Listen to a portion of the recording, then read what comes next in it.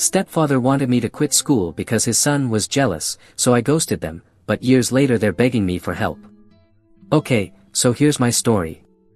I'm a 20-year-old male, and I need to get this massive weight off my chest. I've been holding on to this for a while, and after everything that's happened recently, I think it's time to share.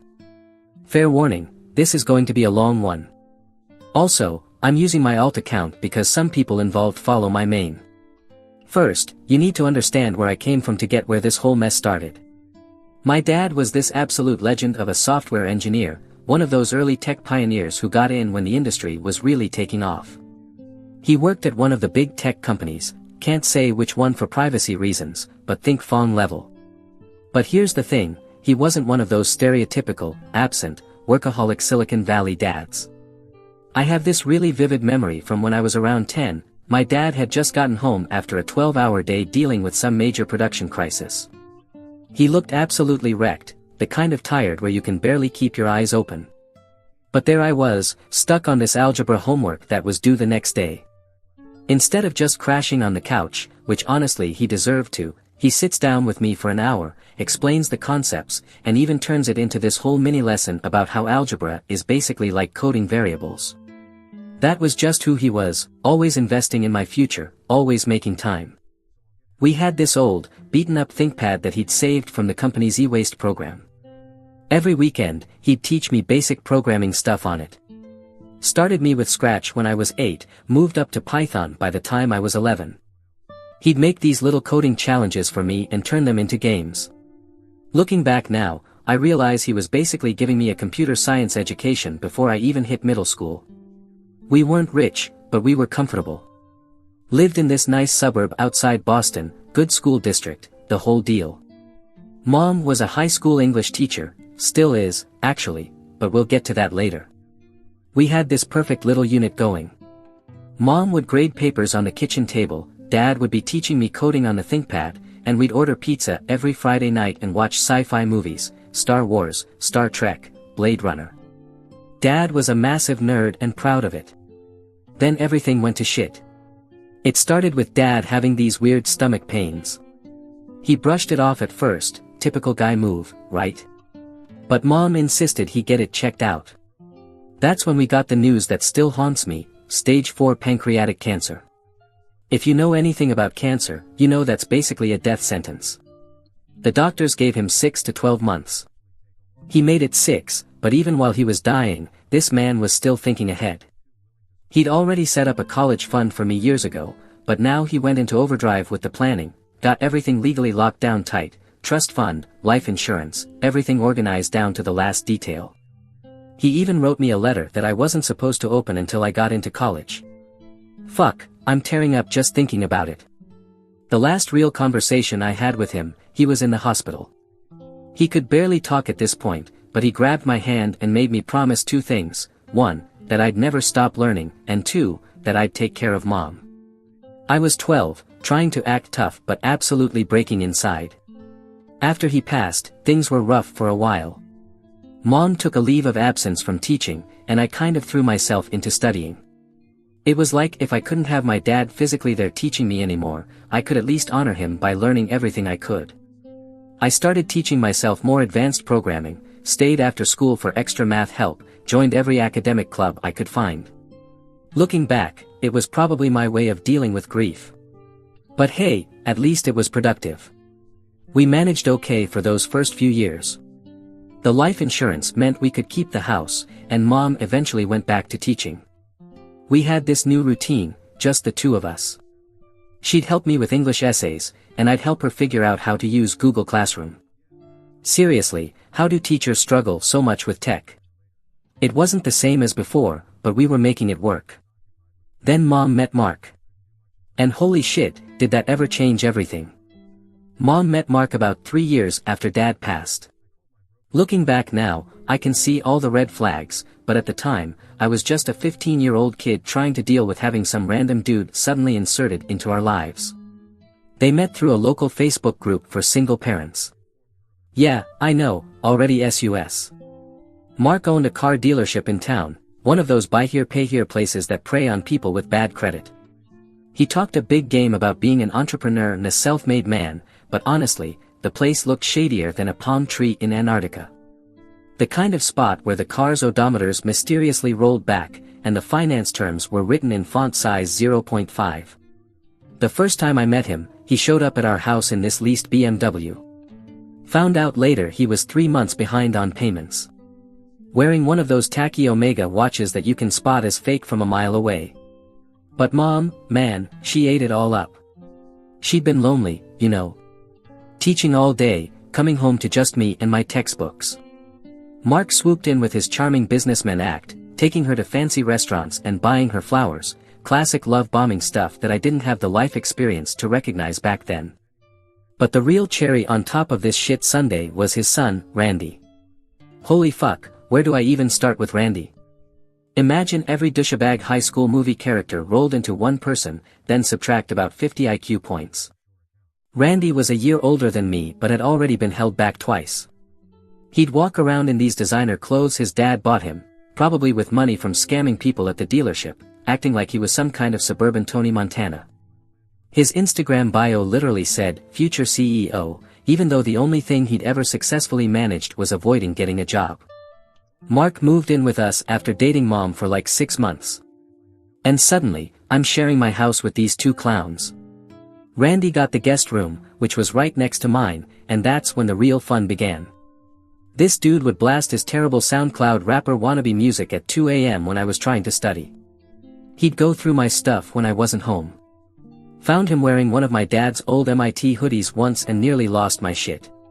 But the worst part was the way he acted around my female friends. Quick example, my friend Sarah, not her real name, came over to work on a coding project. Randy spent the entire time lurking around, making these gross comments. He later spread rumors at school that she was easy. I had to stop having friends over because of his creepy behavior. Mark wasn't any better as a stepdad. He'd try to give me these condescending life advice sessions, usually starting with, "Now, son, I shut that son shit down real quick." Told him straight up that I already had a dad, and he wasn't him. His favorite topic was how college is a scam and how I should learn real-world business from him instead. Yeah, because your dying car dealership is totally the Harvard Business School of the real world, Mark. The worst part was watching Mom change. She used to be this strong, independent woman who taught her students about feminist literature and standing up for themselves. But around Mark, she turned into this completely different person, constantly seeking his approval, laughing at his stupid jokes, making excuses for his and Randy's behavior. I tried to talk to her about it once, showed her the Better Business Bureau complaints about Mark's dealership, told her about Randy's creepy behavior. You know what she said? "We need to give them a chance. Mark's had a hard life, and Randy just needs a mother's influence." Like, what about my hard life? What about the fact that I lost my dad and now had to watch this discount Jordan Belfort wannabe take over our home? The dynamic in the house got real weird real fast. Mark and Randy would have these loud conversations about hustling and grinding, their favorite words, usually involving some sketchy scheme or another. Meanwhile, I'm in my room actually grinding, studying coding, trying to maintain my 4.0 GPA. The contrast was almost comical. Oh, and get this, Mark started reorganizing our family finances about a month after moving in. Started asking Mom about her savings, my college fund, everything. He had this whole pitch about how he could invest it in his business and triple our money. Classic conman stuff. Thank God Dad had the foresight to lock down my college fund in a trust, or it probably would have disappeared faster than my respect for Mom's judgment. The real kicker. Mom started pulling away from everything that connected us to Dad. His books disappeared from the living room shelves. His old MIT sweatshirt that she used to wear around the house. Suddenly nowhere to be found. It was like she was trying to erase our past to make room for this new family. Looking back, I should have seen what was coming. The way Mark would get this calculating look in his eyes whenever the topic of my future came up. The way Randy would make these snide comments about me being a tryhard whenever I aced a test. They were laying the groundwork for what would eventually become the biggest betrayal of my life. While Mark and Randy were turning our house into their personal circus, I was on my own mission. Looking back now, I probably took the whole grinding thing to an unhealthy level, but man, when you've got a dream and a toxic home environment, you'll do anything to make it happen. My daily routine was insane. I'd wake up at 5 a.m. to avoid running into Randy and Mark in the kitchen. Nothing kills your appetite like watching Randy shovel Lucky Charms into his face while bragging about his latest business idea, which usually involved dropshipping fake Supreme merch or whatever get-rich-quick scheme he found on TikTok that week. First period started at 7:30, but I'd get to school by 6:45 to use the computer lab. Our school's computers were ancient AF, but they were better than trying to code at home, where Randy would constantly interrupt me with his BS. Plus, the early morning quiet helped me focus. The janitor, Mr. Rodriguez, would always let me in early. Shout out to that man, he'd even bring me coffee sometimes when he saw me struggling with a particularly nasty debugging session. My course load was pretty much academic suicide: AP Computer Science, AP Calc BC, AP Physics C, AP Lang, you name it.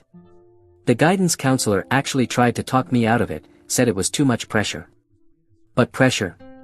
That was nothing compared to listening to Mark's daily lectures about how book smarts don't equal street smarts, while he ran his dealership into the ground.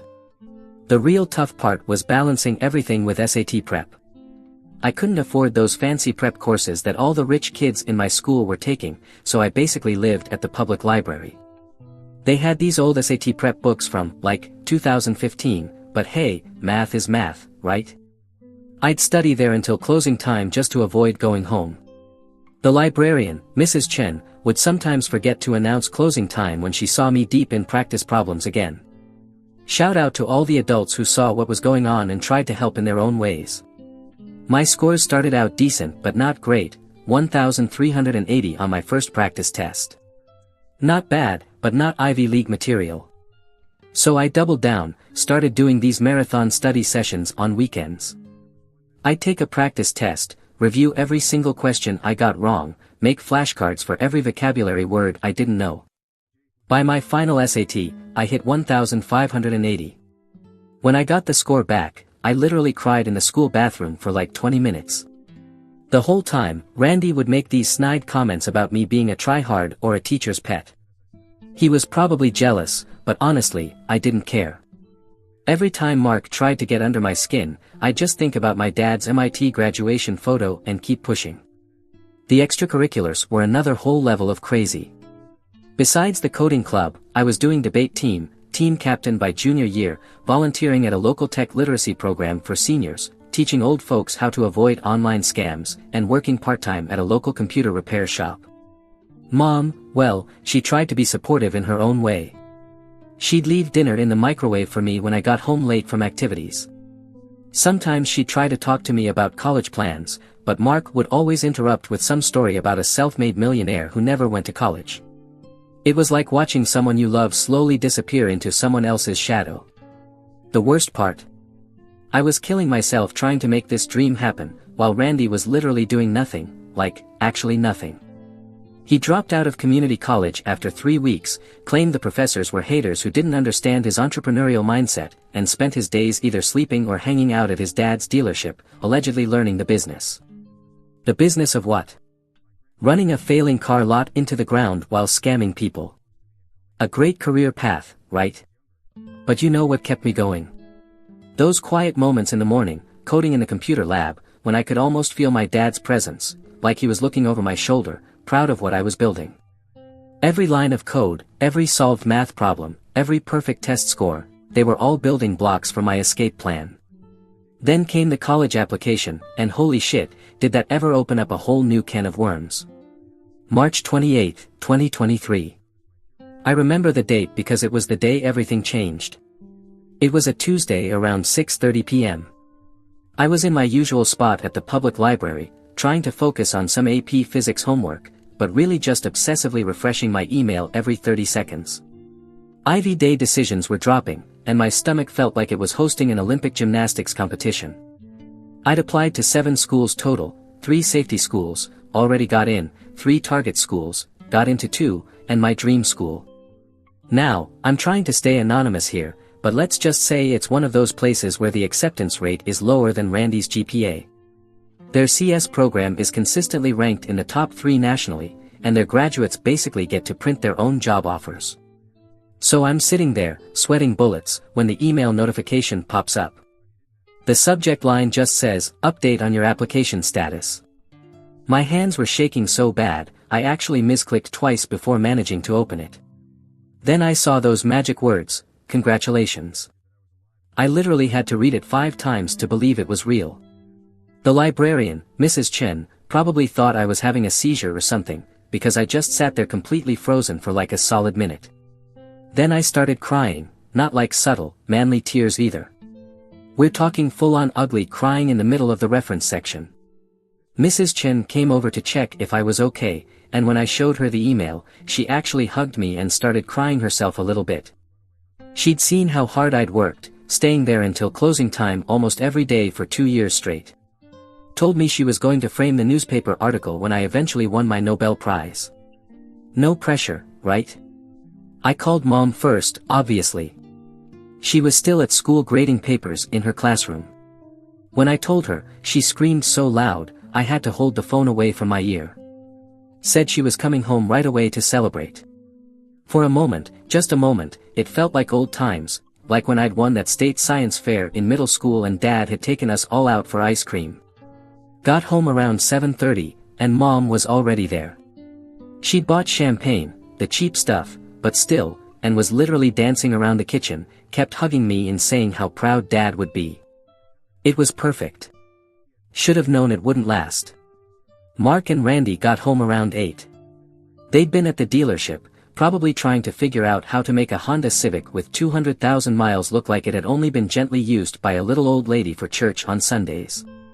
Mom was mid-happy dance when they walked in, and I swear to God, the temperature in the room dropped about 20 degrees. Mark did this thing where he tries to look concerned but just ends up looking constipated. Asked me when I'd applied, how much it would cost, all these questions that had nothing to do with, actually congratulating me. I explained about my dad's college fund, thinking that would settle it. Big mistake. Mark's face did this weird twitch thing. He looked at Mom and said, "Oh, that money?" Like he'd been thinking about my college fund for a while, which, looking back, he probably had been. Then he starts in with this BS about how I should have looped them in on my plans because apparently, I needed their permission to apply to college. Randy, being the emotional support douchebag that he is, starts going on about how unfair it is that I'm showing off when he chose to go to community college for 3 weeks, remember? Said he understands the value of starting small. This coming from the guy who once tried to convince Mark to buy him a Tesla because, and I quote, "It's an investment in my personal brand." But the real gut punch came later that night. Mom came to my room around midnight looking like she'd been crying. Said we needed to talk, those 3 words that never lead to anything good. Turns out, Mark had been planning to use my college fund to expand the dealership. Had this whole presentation ready about how he could triple the money in 2 years. Mom had apparently been stalling him, saying they needed to wait for the right time, but now that I'd actually gotten in somewhere, the shit was hitting the fan. Mark had given her an ultimatum, either convince me to reconsider my college choice and let him invest the money, or he had some choice words about their marriage. And Mom, my own mother, was sitting there asking me to think about the family. What family? The one where my stepdad was trying to steal my dead father's last gift to me? The one where my stepbrother spent his days making TikToks about being a future millionaire while actually contributing nothing to society? That family? I showed Mom the letter Dad had written me, the one I was supposed to open when I got into college. In it, he talked about how proud he was, how he knew I'd do great things, how the money he'd saved was his way of making sure I could chase my dreams without worrying about debt. Mom read it, cried some more, but still insisted we needed to find a compromise. That's when I realized this wasn't just about college anymore. This was about choosing between my dad's dreams for me and my mom's new life. Between my future and Mark's latest get-rich-quick scheme. Between who I wanted to be and who they wanted me to become. And let me tell you what happened next, makes Game of Thrones look like a kindergarten playground dispute. The morning after my acceptance, I woke up to find Mark sitting at our kitchen table with a stack of papers in front of him, like he was about to conduct a corporate board meeting. Mom was there too, looking like she hadn't slept at all, nervously fiddling with her coffee mug, the one my dad had gotten her from MIT's campus store years ago. The sight of that mug in this context made my stomach turn. Mark had prepared an actual PowerPoint presentation. I wish I was joking. This man really made a slideshow titled Family Financial Planning, a strategic approach to collective success. Looking back, I have to admire the sheer audacity of trying to corporate speak his way into stealing my college fund. The presentation was exactly what you'd expect from someone who learned business strategy from YouTube motivational speakers, lots of clip art, graphs showing exponential growth, buzzwords like synergy and market penetration, and absolutely zero actual financial data to back up his claims. His big plan? Use my college fund to buy a second dealership location that was going out of business, because clearly, the solution to running one failing business is to buy another one. I sat there for 30 minutes watching this man explain how he could turn my father's carefully saved money into a family empire. Every slide felt like a personal insult to my dad's memory. The worst part was watching Mom nodding along, occasionally throwing in supportive comments like, "Mark really knows the market," and "It's a great opportunity for all of us." When he finally finished, Mark leaned back in his chair with this smug look on his face, like he just presented the next Amazon business model. Then he hit me with the kicker. "So, sport, he always called me that when he was trying to be manipulative. What do you think about taking a gap year? Give the business time to grow, then we can talk about college again." I lost it. Like, completely lost it. I told him exactly what I thought about his business acumen, how I'd looked up his dealership's BBB rating, by the way, how I knew about the complaints filed against him for odometer fraud, how his current location was 3 months behind on rent, thank God for public records, and that business law elective I took. Mark's face went through this fascinating journey from smug to shocked to angry.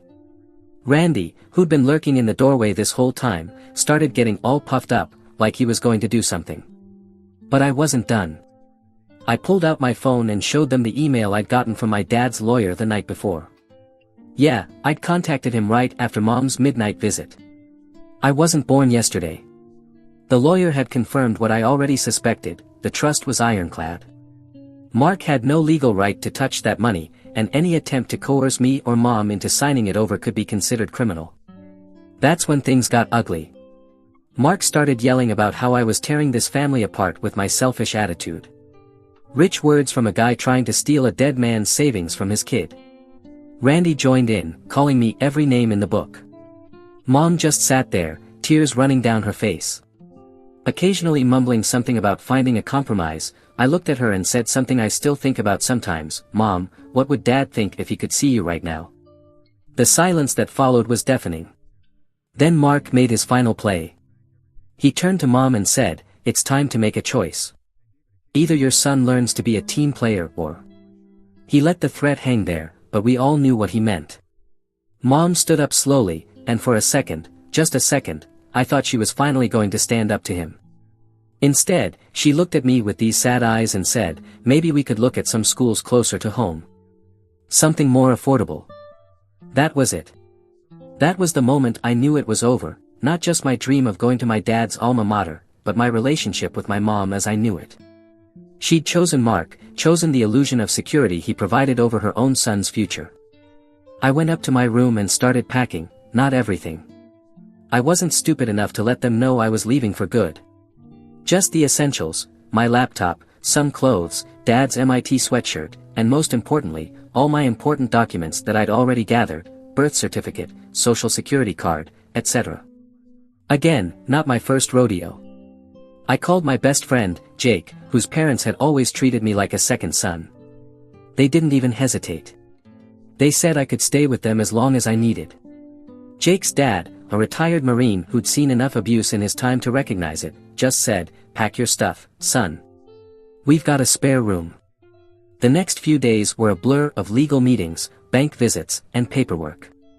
Mom kept trying to reason with me, alternating between guilt trips, "How could you do this to me?" and promises that we could work this out as a family. Mark oscillated between threats and fake attempts at reconciliation. Randy just glared at me whenever our paths crossed, probably realizing his dad's meal ticket was walking out the door. But you know what the craziest part was? In the midst of all this chaos, I felt this overwhelming sense of clarity. I wasn't just fighting for my college fund anymore. I was fighting for my dad's legacy, for my future, and most importantly, for myself. The day I finally left, I took one last look at my mom. She was standing in the doorway, crying, begging me to stay. Mark was behind her, trying to look concerned but probably already calculating how to spin this to the neighbors. I just said, Dad would be disappointed, and walked away. You know those movies where the main character gets into their dream school, and suddenly everything's perfect? Yeah, real life doesn't work that way. Those first few months were some of the toughest of my life. Moving into my dorm was weird. While other kids had their whole families helping them unpack, taking photos, crying about their babies growing up, I had Jake and his parents. Don't get me wrong, they were amazing, but watching other families say goodbye hit different. Mom had texted asking if she could come. I left her on read. Then there was Sarah, different Sarah from high school, keeping names changed. I met her in linear algebra. She's this absolute genius who could explain the most complex math concepts like she was teaching kindergarten. We started dating second semester. She was the first person I told the whole story to, about Mom, Mark, everything. She just listened, didn't judge, then helped me write a sorting algorithm at 3 a.m. because that's what I needed to distract myself. But life has a way of not letting you forget your past.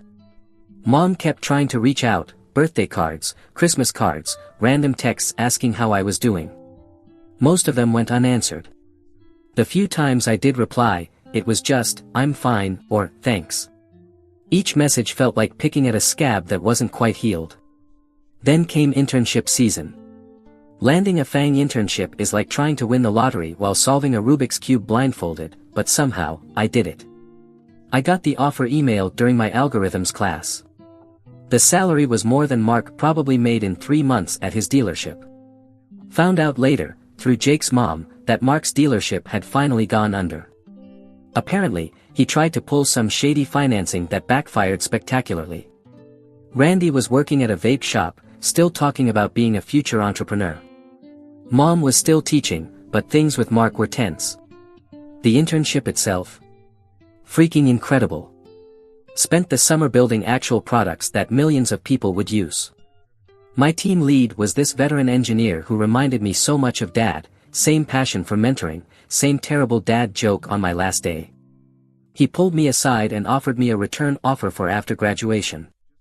The compensation package made my eyes water that night. Mom texted congratulating me on the offer. Turned out my project manager knew her through some teaching connection and had mentioned my performance. She said she wanted to visit to make things right. Said she had things she needed to tell me. I stared at that text for hours. Part of me wanted to ignore it, like all the others, but another part remembered that little kid who used to grade papers with her at the kitchen table, who'd help her figure out how to use Google Classroom, who just wanted his mom back. I finally replied, okay, but we meet on my terms. Her response came seconds later, anything you want. I just want to see you. Life has a way of bringing things full circle. For years after I'd walked away from home with nothing but a backpack and a dream, I found myself sitting in a coffee shop near my apartment, waiting for my mom. The same mom who'd chosen her failing marriage over my future, who tried to convince me to give up my dreams for Mark's schemes, was about to walk through that door. I picked this spot carefully, neutral ground, public enough to keep things civil, private enough for real talk. Plus, their cold brew is actually incredible. Sarah had offered to stick around nearby just in case, but this was something I needed to handle. When Mom walked in, I almost didn't recognize her. She'd lost weight, looked older somehow. Gone was the confident high school teacher I remembered. The woman approaching my table looked beaten down. She was wearing Dad's old MIT parents' weekend sweatshirt, the one I thought Mark had thrown out years ago. The first few minutes were awkward as hell, small talk about the weather, how my classes were going, typical mom stuff. But there was this underlying tension, like we were both tiptoeing around a minefield of unspoken words. Finally, she took a deep breath and said, Mark left me. Not exactly shocking news. Jake's mom had kept me updated on the neighborhood gossip. Apparently, after the dealership went bankrupt, Mark had tried to start some cryptocurrency scheme, because of course he did. When that failed, he'd split, leaving Mom with a mountain of debt and a broken marriage.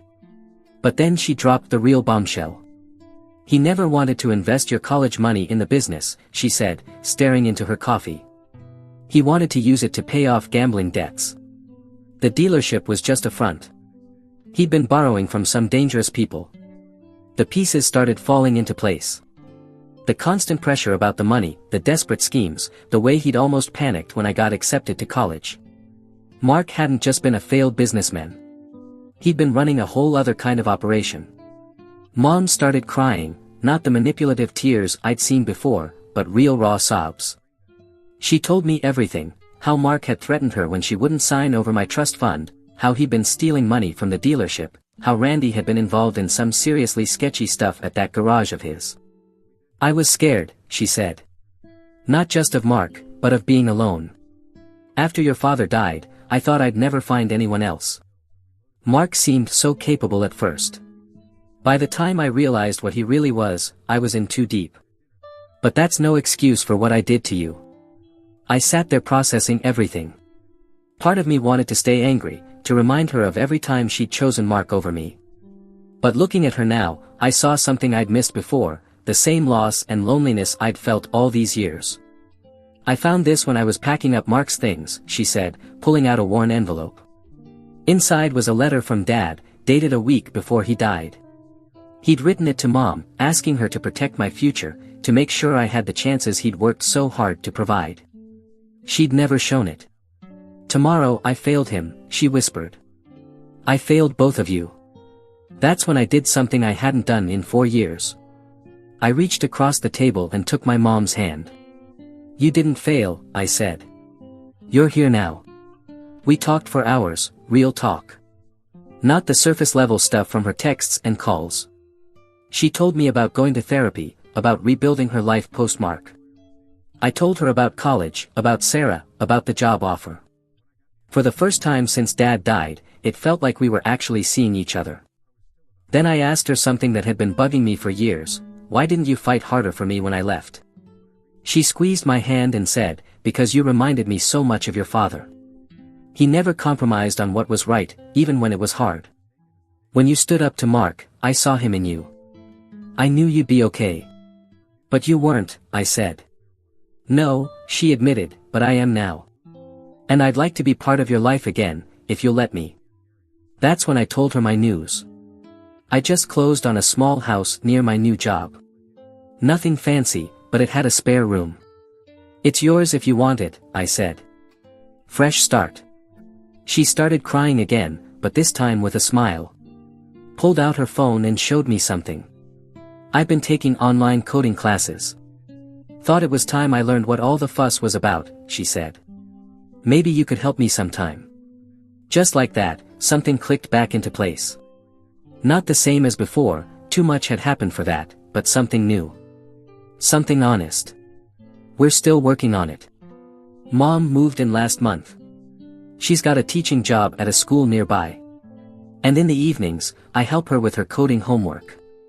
Sometimes, when we're both up late working, it feels almost like those nights back in high school, grading papers and debugging together. Last week, she hung Dad's MIT graduation photo in her new room. Next to it, she put my college acceptance letter. A reminder, she said, of what happens when you believe in yourself. As for Mark and Randy, last I heard, they're running some sketchy NFT scheme in Florida. Good riddance. Sarah thinks I'm crazy for giving Mom another chance. Maybe I am, but you know what? Sometimes the hardest problems don't have clean, elegant solutions like in coding. Sometimes, you have to debug as you go, fix what you can, and hope the program runs better next time. Edit for those asking, Sarah and I are engaged now. Mom's helping with the wedding planning. Life has a funny way of working. Final update, to everyone who's been following this story since the beginning, thank you. Your support meant more than you remember. Sometimes the family you're born with needs a major software update, but that doesn't mean you have to uninstall them completely. P.S. Mom says hi. She's reading all your comments and crying happy tears.